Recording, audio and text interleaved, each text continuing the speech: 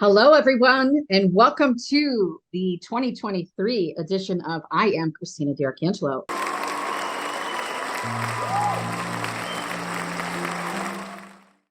This is my first shoot of the new year. I've had to modify my schedule earlier this year because I had something happen that I wasn't expecting. So now we're back on track again, and I have my first guest of the new year, Anita. Thank you so much for joining me today. Why don't you introduce yourself to everyone and we could just get started? Well, thank you, Christina, and hello, everyone listening. Happy New Year if you're still in January as you check this out. My name is Anita Nowak. I teach at McGill. I've been teaching there for more than a decade. I love working with young change makers. So I teach social entrepreneurship and leadership and ethics and management.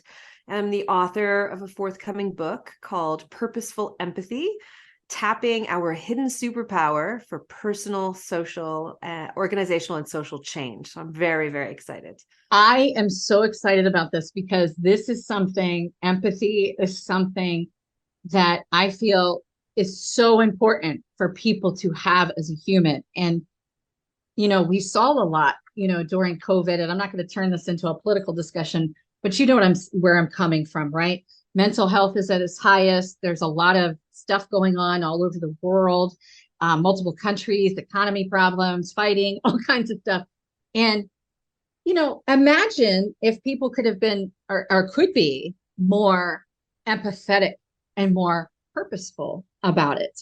I know for myself, how we got connected was because I had written an article about my leadership style. And one of the ways that I first off am a head and heart CEO. So, which is strange, especially working in pharma because, they're, and so I don't do that. And I'm a service-centered leader. So I work for my people. That's what I do. I work for patients and I work for my people and anybody that needs help pretty much. So that's how we got connected. So I'm super excited to talk to you today because we have a lot of things synchronistically in common. So your fourth book, when did you write your first book and what was that about? Well, I just to let you know, this is my first book. I thought you said fourth. I'm sorry. No, first ever. I apologize. I've been involved in a couple of other books that are much more academic, but this is the first one that I've written from start to finish. Yeah. Okay. So how long did it take you? Because I'm writing a book. Awesome. As I'm laughing hysterically because I could just imagine, what your experience was while you're writing your book. Well, so I came across the topic of empathy in a really unusual manner. I didn't set out to study empathy. I was doing my PhD in the Faculty of Education, and I was really interested in understanding how to teach young people to give their talents, their time, talent, treasure to creating a better world. And so I ended up interviewing dozens and dozens of social entrepreneurs. So these are people that use all the entrepreneurial talent of any typical business person, but instead of trying to turn it over for a profit, they're looking for social impact, whether it's on poverty, whether it's on climate change, doesn't matter. I was agnostic to the topic, but I was interviewing them to understand why they do the work that they do. And through these interviews, it occurred to me that they all had this sense of empathy for others that they felt were disenfranchised or marginalized in some way and couldn't turn a blind eye. And so that's when I started to think about empathy as a lever. Can we leverage empathy to create the social change we want? And then I went for a deep dive. For 10 years, I've been studying empathy. And about 5 years ago, I started posting on my social media what I call a daily empathy post. So I'd do a Google search and see if there was anywhere in the world somebody writing a piece or a story that had empathy in the title or somewhere along the lines. And I've been doing this for over 5 years now, thousands of empathy posts. And the last 2 years, empathy is on fire. Everybody's talking about the importance of empathy, whether it's in the political arena, in obviously in healthcare, given what we've just lived through, everything that happens on the social justice side of things. We need to create more empathy for one another, whether we're talking about climate change, the people who are going to be impacted. Empathy is having a moment. And I really still am convinced that not only are we personally better off when we practice more empathy in our lives, not only are organizations, more productive and more performing, high performance, but the world gets better with more empathy. So that's my mission.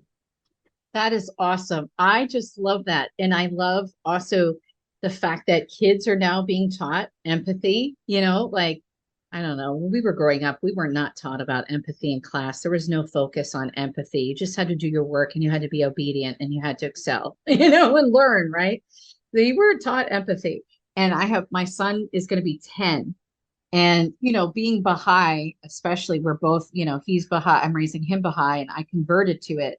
We're very much focused on, in our faith, empathy and service and all these nice things that we should do is to help people, right? And when you see someone that needs a little, arm around their shoulder because they're sad about something, it's being empathetic, right? And so since my kid was a little boy, I used to get a lot of notes about Christian being, empathetic and kind and all these things. And I was like, oh, this is so awesome because this is how I'm trying to raise him in my household. But then school is paying attention to it. And they're teaching this in classes about showing empathy and like doing all these amazing things. And I think it's so essential for kids because I didn't even learn about empathy in college, and I even have a degree in organizational management. No empathy was taught. None of that. Even in med school, it's not taught. So, no. Well, there's a lot to say about that because if you think about it, schools back 300 years ago when they were first invented was to meet the needs of the Industrial Revolution, right? We needed workers who would have numeracy and literacy to be able to function in their jobs in order to help out on the production lines. And schools, to a large extent, have not really shifted gears too much since from that model. And I think that finally, the more progressive schools and the more progressive educators understand that we are whole people and there's much more to learn, including emotional literacy, the capacity to understand how we're feeling and how other people are feeling, because all our lives we're wandering around connected to other people, triggered by one another. Why are we so triggered? Because we don't have, the capacity to self-regulate. We, and it's such an important skill, regardless of where you are in the world, regardless of what work you're doing, because unless you're a hermit living out by yourself, you're going to come into contact with people. Yes. I mean, look I'm sure you pay attention to the news. You just mentioned, you're on every day, but look what happened to, in California, in the Bay Area. I lived in the Bay Area. I loved living in California. I lived there 05 to 10. I came back because my dad had come out of remission. We thought he was dying of cancer in 2010 and he didn't. He kept going until 15. But when I see these things about the Bay Area now, like Half Moon Bay, I can't even, the Bay Area was always one of, in my opinion, I mean, I'm jaded. I lived there, but it was one of my favorite places to be because it was so accepting and people were very empathetic. And then to see what happened yesterday or whatever it was, I can't remember, but it's just like, I can't even believe 2 days ago, I think. What's going on? Like when you said self-regulate, it hit me because, for children, we're trying to teach them in school to self-regulate and not go from 0 to 100. Yeah. Like that. They've got to take a step, tapping, there's a lot of things you can do to get yourself to come down again. Yeah. Well, there's 100 things to say about gun violence and mass shootings for sure. And as a Canadian, we're always wondering what America is doing, that they're not kind of getting on with more legislation that would just be smart. It's a public health issue at this point, but I think a lot has to be said about the chronic stress that we are under in our society, added to all of the complexity of the last couple of years and what that's meant to our well-being and our actual physiology. I'm not making excuses by any means, but I'm trying to explain that our brains neurologically cannot be in a state of empathy and a state of stress or anxiety simultaneously. It's not possible. So if you think about it, you know, whether or not it's inflation, whether or not it's being told that that scapegoat is the reason for your problems at work, or that you can't find a job, or whatever is the issue, COVID, people stressed out about traffic. Like if you're constantly moving through life feeling anxious and stressed, you don't have the same capacity for empathy. And so I think it's really, really, really important that we start to develop practices where we soothe our nervous system, and sort of open up pathways for us to actually have access to empathy.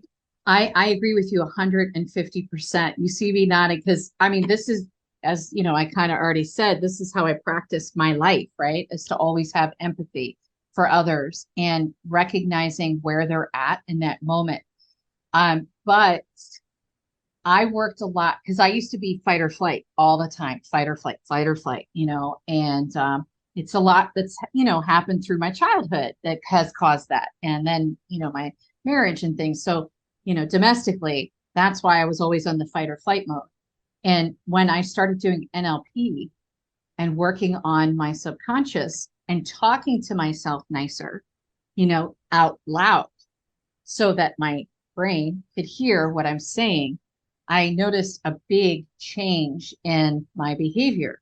So to your point, it's establishing those tools so that you can be present in that moment and successful and not be stressed out, right? Because you're right.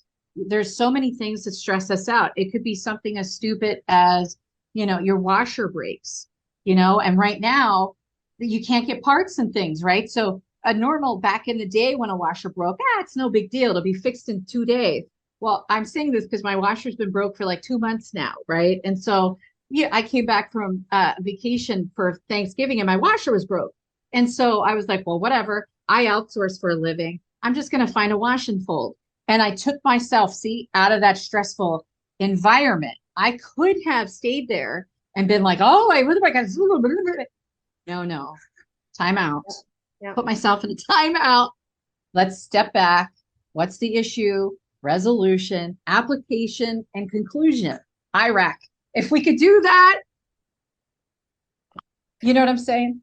And I love the fact that you went into problem solving mode and action right away. But I also think about, you know, at the end of the day, I don't know if you suffer from this, but I certainly do. And I was talking to a mindfulness, like a psychologist who studies from a research perspective, the positive implications of mindfulness practices.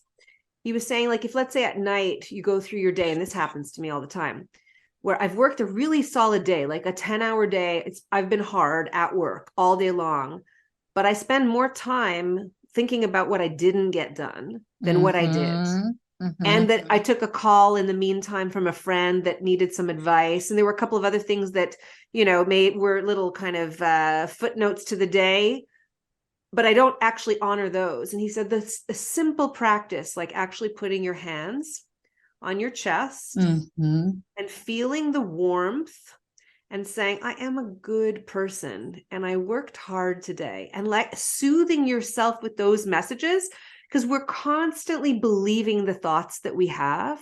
We never challenge the thoughts, and we're mostly in negative self-talk. So it's really important to be kind to ourselves too.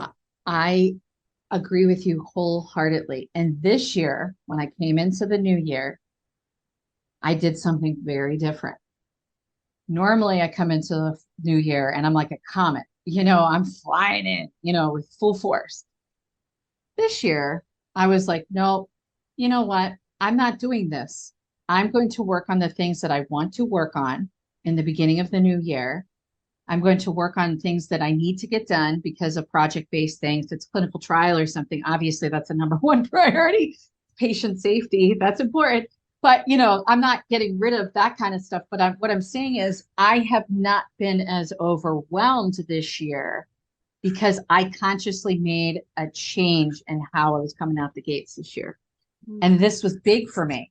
So at the end of the day, I don't do that anymore. I used to do that where I'd be like, oh, I forgot to call so and so back about blah, blah. Well, I just send myself a note so I can do it tomorrow in case I forget, because we're human at the end of the day and we can't get, I mean, we can only get what we can get done.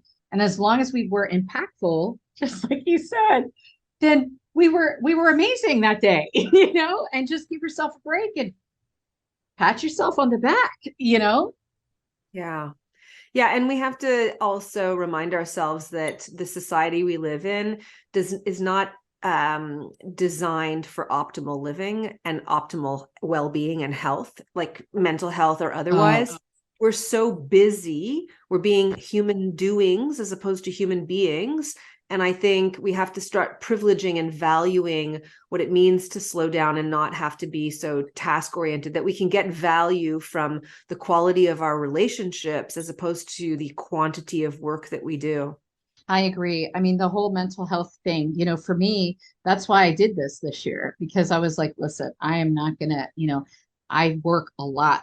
I have multiple companies. I shoot these podcasts in between work, like, and I need to give myself a break because I overwhelm myself with everything very easily. And I'm a single mom. So it's like, and the kid's young still. So it's a lot, So for me, I made that choice. And I noticed that my team was very surprised this year, because that's not what I normally do. I come out hard, let's go, up.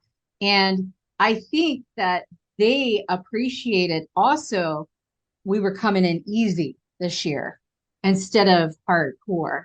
And I think that I helped them with their, stress levels too. So they weren't so like, oh my gosh, because I want my people to tell me if they're stressed out. I don't want them walking around stressed out and afraid, because there's no reason to be afraid. We can work on it, figure out how to fix it so we can move something or whatever it is that's bothering you. Which is different. I'm not production focused. I'm focused on my people being well in their positions and feeling supported.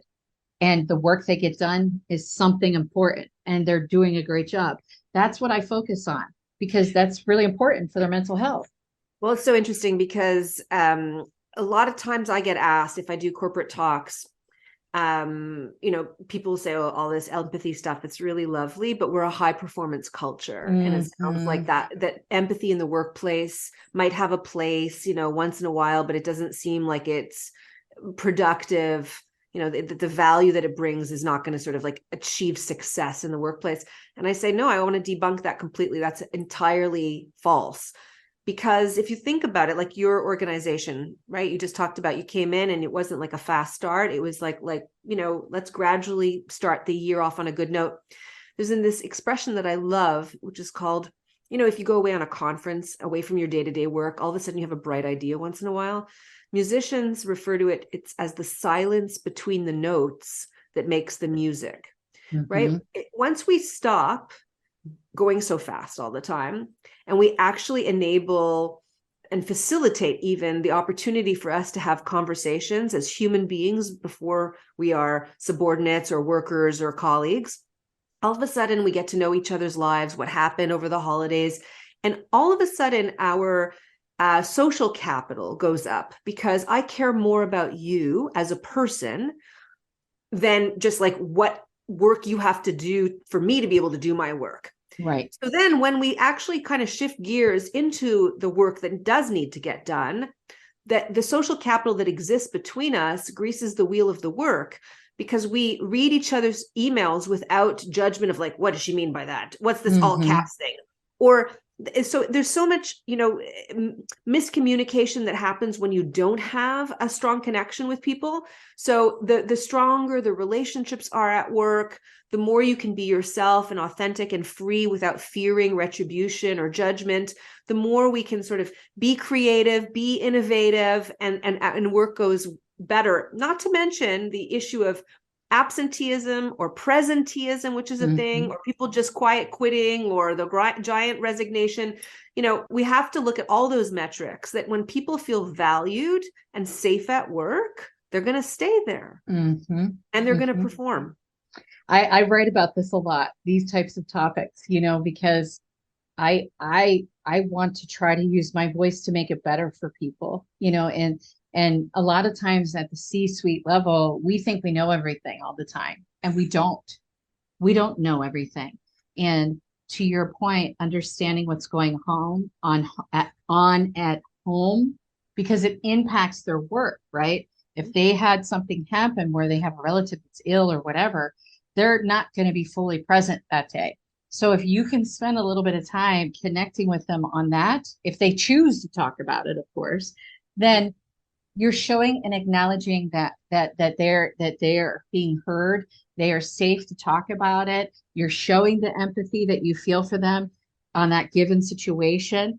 And they go back to work again thinking, wow, that was so nice. I can take a deep breath and now I can begin. Like it kills me that more companies don't do this, and I've worked for some big, big, big, big pharma companies that, we're supposed to be helping patients, and shit, it's all about the bottom line. It's not about the workers. We're all replaceable. Yeah. And so it's like, wow, this is how we're going to do this.